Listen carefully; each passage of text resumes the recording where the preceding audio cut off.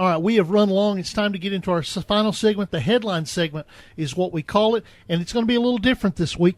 We're going to kind of mix that. We're going to kind of mix the playoff professor in here and get his take as Tom Krager joins us. Craig, you still with me? I'm here. I apologize for keeping you on hold so long, but coaches always trump broadcasters and media folks. Oh, that's fine because I just walked in the house from driving across town. All right, you got it. Have you located in Playoff Central?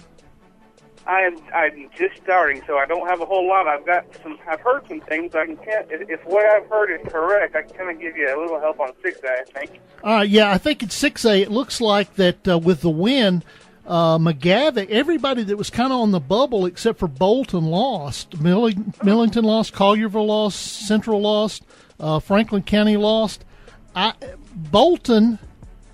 McGavock might sneak into the playoffs in 6A as a bubble team. Did they win or I was told they lost, though. Did they win or lose?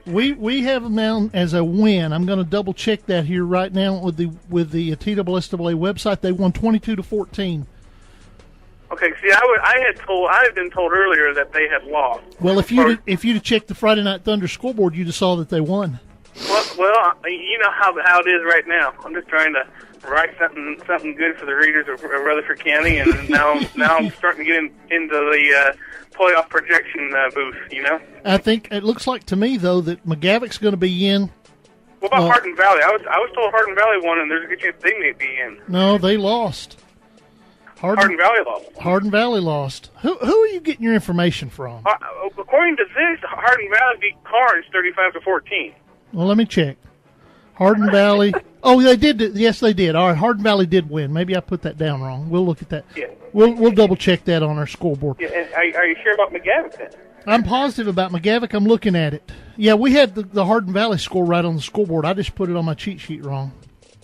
So okay. That's not the company did the right thing. It's just it looks like McGavock right now would have an edge over Hardin Valley. It looks like early projection. I would say there's a good chance you're going to see a Siegel-Oakland first round matchup. You potentially, if Hardin Valley sneaks in, I think you could very easily see a Cookeville hosting Blackman first round. If all this is what I've been heard secondhand from coaches is true, Riverdale would be probably maybe at Cane Ridge, maybe. Okay. That's a guess. That's early projection. That's without really crunching numbers. And hope the lights are working at Cane Ridge. They were out part of the night tonight. Well, maybe they'll have to change the location to Murfreesboro. That'd be all right too. Yeah, that'd be fine with me. All right, in 5A, a bunch of the 4-win teams that were on the bubble, Catholic, East, Dyer County, and Hendersonville, all lost. Lawrence County Station Camps, Sullivan South, and Kenwood all won. I think 4 teams are going to fall out from last week's projections and make the playoffs. Lawrence County Station Camp South and Kenwood, I think, all make it into the playoffs, as it were. And I think Tullahoma is going to host, and I'm not exactly sure. I'm not going to project who they host. Okay. All right. 4A.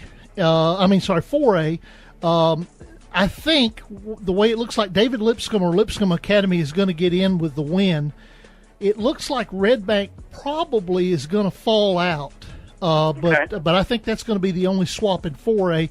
In 3A, I think Goodpasture gets in and Westview falls out due to a loss by Westview.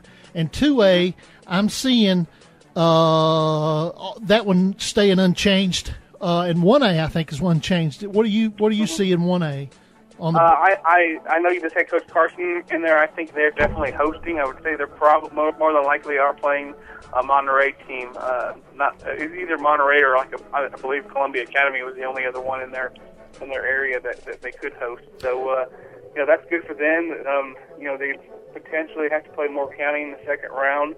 But the good thing is you would stay away from you would have a Gordonsville, South Pitt matchup likely in round 2, as long as South Pitt stayed in that quad. Yeah, and that helps Moore County. All right, we've got about 30 seconds left. Tell us what folks can do to see your projections, because I think you're going to do projections tonight, correct? Yeah, I will be. I've got to finish out some work here at the office on getting the paper out. It looks like we had a small emergency where I'm going to be finishing up the paper tonight. But you can go on dnj.com later tonight, probably closer to about 12, maybe around 12 to 12:30. I think I'll have 6A projections, and then I'll have 1A projections up there as well.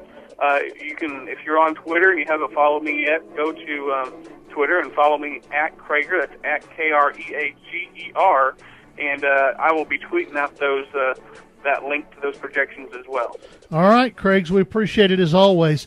All right, be good. That's going to do it for us, folks. Pito, thanks. I didn't get you in there, but thanks a lot. I didn't have anything to say. Yeah, Brian Markham, Danny Catalano, Samantha Terrell, good job as always. We'll see you next week. The playoffs begin. This has been Friday Night Thunder.